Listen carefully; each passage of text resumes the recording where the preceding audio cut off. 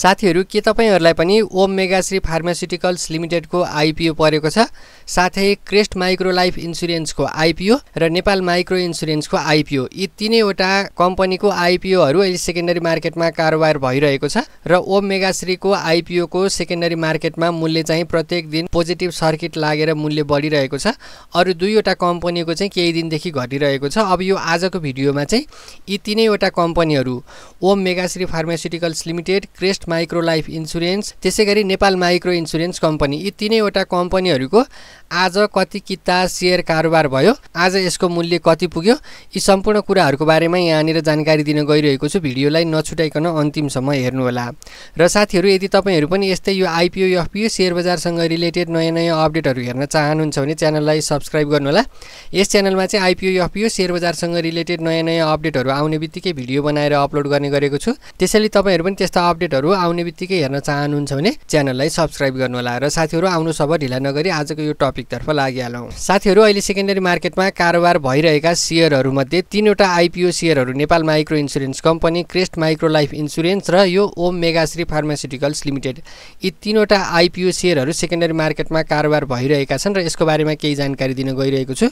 सबैभन्दा पहिला सुरु गरौं ओम मेगाश्री फार्मास्युटिकल्स लिमिटेड यो Om Megashree pharmaceuticals लिमिटेडको IPO secondary मार्केटमा कारोबार भइरहेको छ आज जेठको 4 गते कारोबार हुँदा यसको 10औं दिन कारोबार भएको छ र आज 10औं दिन कारोबार हुँदा यसको टोटल 460 किता कारोबार भएको छ भने यसको मूल्य कति पुग्यो त यो ओम मेगाश्री फार्मास्युटिकल्स लिमिटेडको मूल्यको कुरा गर्नुपर्दा आज 10औं दिन कारोबार हुँदा यसको मूल्य 679 रुपैयाँ 80 पैसा पुगेको छ आज 460 किता कारोबार भयो र मूल्य चाहिँ 679 रुपैयाँ 80 पैसा पुगेको छ र यो चाहिँ आज 10औं दिनसम्म कारोबार हुँदा प्रत्येक दिन पोजिटिभ सर्किट लाएर मूल्य बढिरहेको छ आज 10औं दिनसम्म कारोबार हुँदा टोटल 2290 किता कारोबार भएको छ र मूल्य चाहिँ आज 10औं दिनसम्म आइपुग्दा 679 रुपैयाँ 80 पैसा पुगेको छ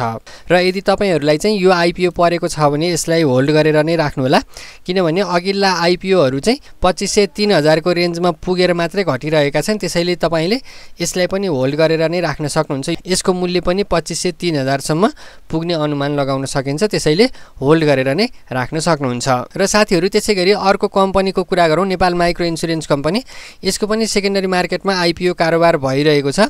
यसको चाहिँ आज जेठको 4 गते टोटल 51818 किता कारोबार भयो र यसको मूल्य चाहिँ घटेको छ 164 रुपैयाँ 99 पैसाले यसको आजको मूल्य 2025 रुपैयाँ 7 पैसा पुगेको छ आज चाहिँ 51818 किता कारोबार भएको छ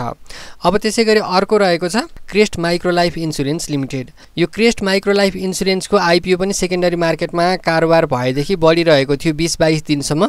तर बीचमा 2 दिन घटेको थियो भने अघिल्लो कारोबार दिन चाहिँ यसको मूल्य बढेको थियो तर आज चाहिँ यसको मूल्य घटेको छ आज यसको मूल्य 2003 रुपैयाँ 72 पैसामा आएर बसेको छ आज 147 रुपैयाँ 47 पैसा घटेको थियो